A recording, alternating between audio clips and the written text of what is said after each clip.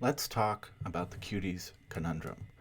When Netflix released this film, it was immediate. The backlash was instantaneous. Before the movie even came out, it was just, I think, the promotional trailer or something. Videos just started.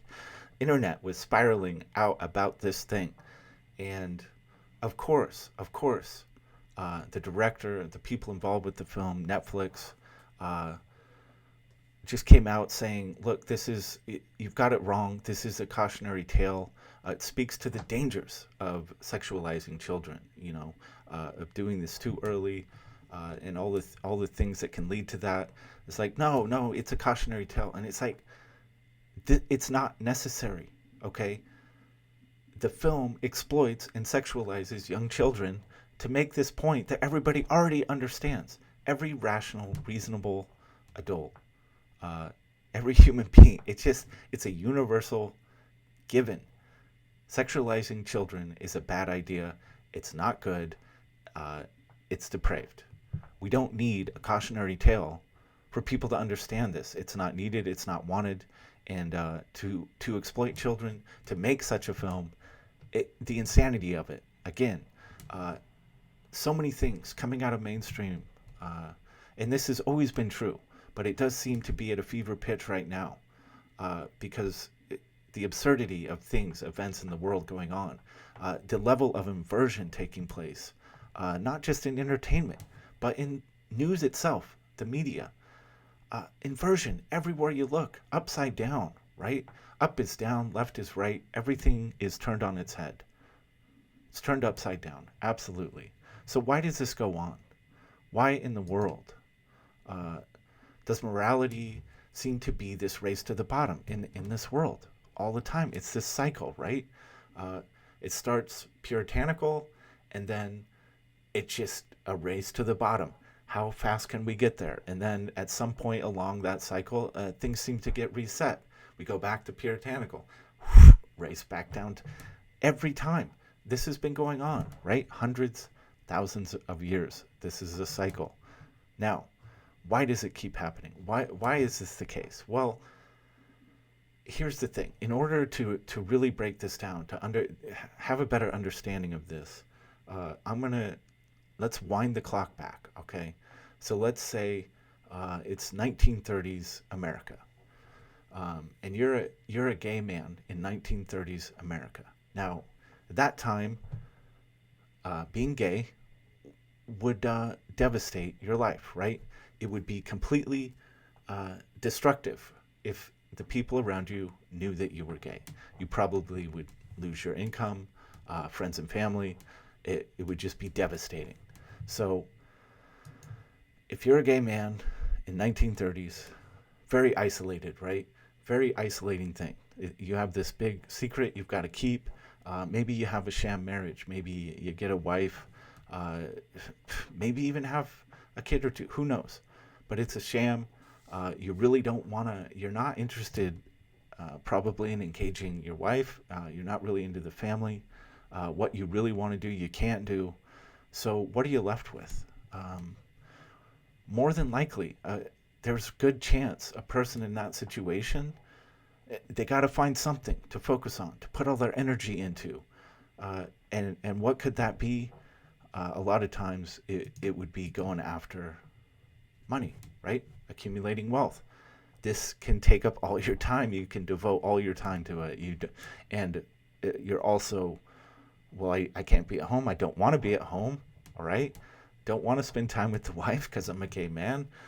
So I'm going to spend all the time at the office. I'm going to spend all my energy climbing that fucking corporate ladder, right? Trying to accumulate wealth and power. And maybe somewhere in the back of your mind, you're thinking, if I get enough money and power and influence, maybe I can engage my appetites, the things that I don't want anyone to know about. Maybe if I get in a position of wealth and power, I can do those things and protect myself, right? But here's the thing. Um, if you get to a certain stage of wealth, fame, celebrity, power, whatever it may be, you devote yourself, you climb that ladder, you get there. The thing is, there are gatekeepers involved to make sure if you're going to get to a certain level that you can be trusted, that you're going to be in a very exclusive club of people, right, that have tremendous access.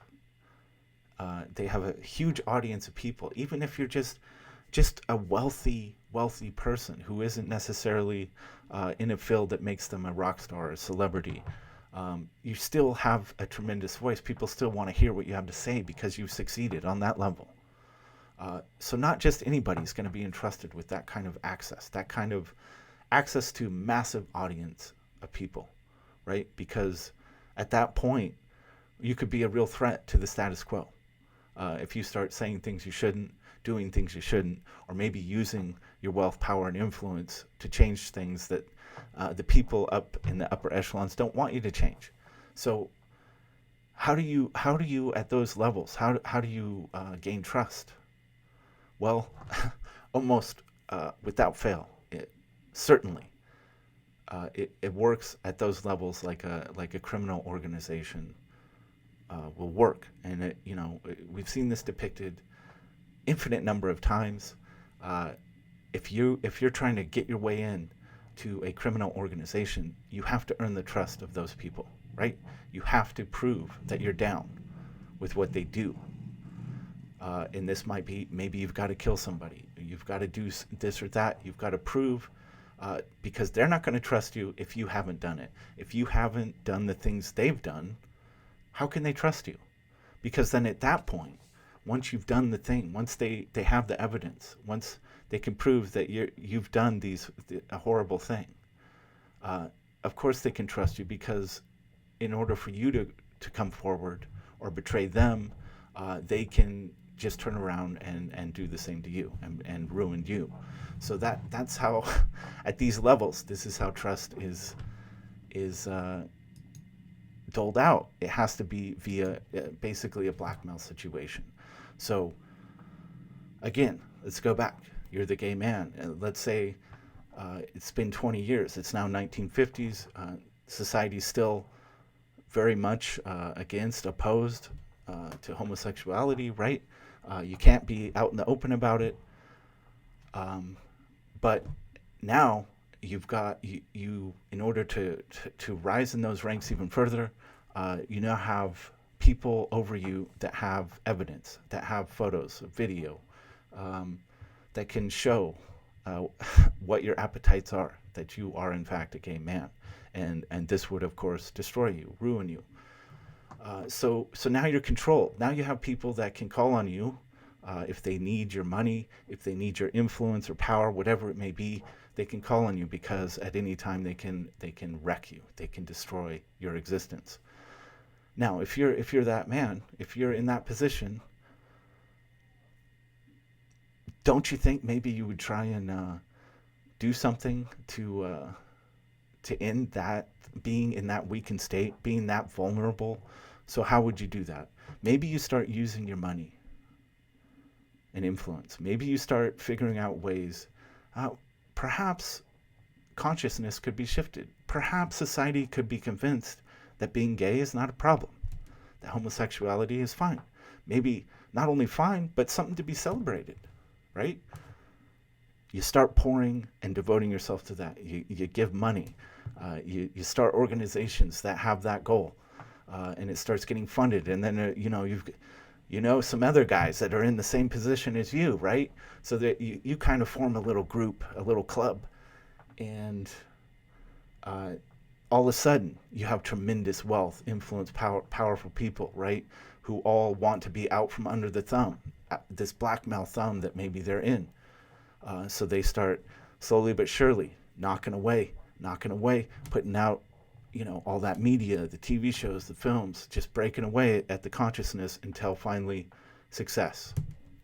No longer a thing. So they've gotten out from under this oppression, right?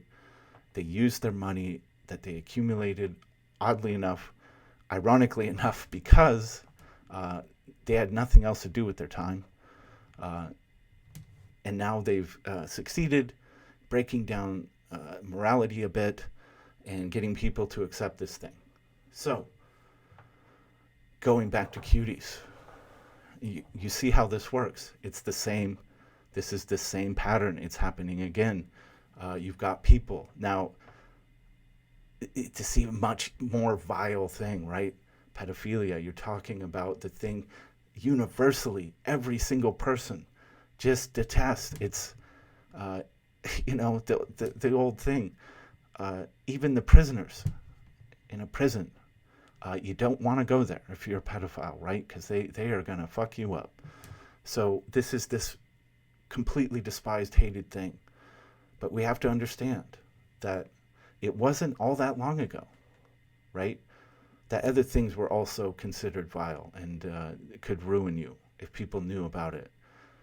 So here we are again, and now it's being pushed all over again. Except it's this thing that nobody can nobody can really wrap their mind around. Why? How could this possibly be pushed? Why? What's behind it? Why is this happening? Well, I really think it's the same exact components at play here. You've got people who are being manipulated, who are being blackmailed, who have this dark cloud hanging over them, evidence of their wrongdoing, and they want to get out from under it. They're tired of living that way. Okay, so they're funding it. They're doing everything they can. They're pouring money into this, trying to change people's awareness about it, trying to make it something that people accept, so they don't have to. It never ends. Okay, it just never ends. And the really bizarre thing is once it goes all the way to its final conclusion, where there is no longer anything taboo, once a society gets there, and there's just nothing left to blackmail people over because nobody gives a shit about any of it. It has to be reset. It has to start over again because crazy as it sounds, that's the only way this fucked up system works. There has to be things that can keep people in check, that can control people. And once all of those have been eradicated, the reset button has to be hit. And we're facing that right now. We're living in a world right now where we're starting to bump up against that moment where there has to be a reset, not just because economically things are moving that direction, because it's all debt-based, the money's all debt-based, but also when it comes to morality, there has to be a reset. It has to go back to puritanical, and we start it all the fuck over again. It's not the end of the world. It's not an apocalypse. It's just a reset. And the cool thing is as individuals, we don't have to engage any of it. We can make a choice to get out of the nightmare ride of all this bullshit. It's really not necessary to engage it because it's just an endless cycle. It's always going to play out. And the best thing we can do is just step outside of the chaos, step outside of the stage of the world, all this bullshit that goes on, and just live productive, healthy, correct lives, moral lives on our own, with our families, friends, people that we genuinely trust, not trust because we have something over them or something we can blackmail them with, but because we know that they're moral people. We trust them because they are moral, because they choose to be. That's the world we want, and it's right there for us. We can choose it at any time. So this is what I think is the CUTIES Conundrum. I don't know if that helps anybody, maybe helps people understand, like, how do we get here? Why does this go on? Why is this happening? Hopefully it makes some sense. If you like the video, please give it a like. If you haven't subbed to the channel, I would appreciate that, and I will see you next.